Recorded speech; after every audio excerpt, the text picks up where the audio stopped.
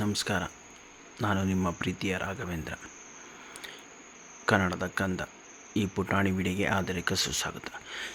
ಸ್ನೇಹಿತರೆ, ನನ್ನ ರೈತ ಮಿತ್ರರೇ, ಇದು ನೋಡ್ತಾ ಇರ್ಬೋದು, ಇದು ಶುಂಠಿ ಬೆಳೆ. ಇದು ಶುಂಠಿ ನಾಟಿ ಮಾಡಿ 4 ತಿಂಗಳಾದ ಮೇಲೆ ಈ ಥರ ಕೊಳೆ ರೋಗ ಸ್ಟಾರ್ಟ್ ಆಗುತ್ತೆ. ಈ ಕೊಳೆ ರೋಗಕ್ಕೆ ನಾವು ಮುಖ್ಯವಾಗಿ ಕಾಣಿಸ್ಕೊಂಡು ಫಸ್ಟಿಗೆ ಒಂದು ಬಿಳಿ ಸುಣ್ಣವನ್ನು ಪುಡಿ ಮಾಡಿ ಆ ಥರ ಹಾಕ್ಬೇಕು, ಕೊಳೆ ರೋಗ ಇಲ್ಲಿ ಕಾಣಿಸ್ಕೊತಾಗೆ. ಮತ್ತು ಇದಕ್ಕೆ ಸ್ಪ್ರೇಗೆ ಮೋಕ್ಷ 4 ml COC 1 ಗ್ರಾಮ್ ಹಾಕ್ಕೊಂಡು ಸ್ಪ್ರೇ ಮಾಡಬೇಕು. ಮತ್ತು ಮತ್ತೊಂದು 3 ಡೇಸ್ಗೆ ಡ್ರಿಪ್ಪಲ್ಲಿ ಒಂದು ಎಕರೆಗೆ 2 ಲೀಟ್ರು ಮೋಕ್ಷ ಮತ್ತು COC 1 kg ಇಷ್ಟು ಕಳಿಸ್ಬಿಟ್ಟು 200 ಲೀಟ್ರಲ್ಲಿ ಡ್ರಿಪ್ಪಲ್ಲಿ ಕೊಡೋದ್ರಿಂದ ಕೊಳಪೆ ರೋಗ ಅಲ್ಲಿಗೆ ಸ್ಟಾಪ್ ಆಗುತ್ತೆ.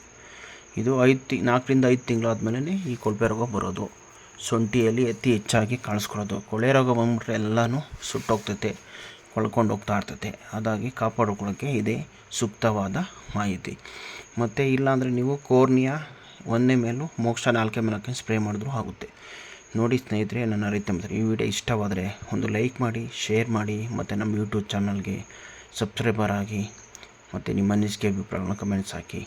ಥ್ಯಾಂಕ್ ಯು ನನ್ನ ಸ್ನೇಹಿತರೆ. ಮತ್ತೊಂದು ವಿಡಿಯೋಗೆ ಮತ್ತೆ ನಿಮಗೆ ಕಾಯ್ತಾಯಿರಿ, ನೋಡ್ತಾಯಿರಿ.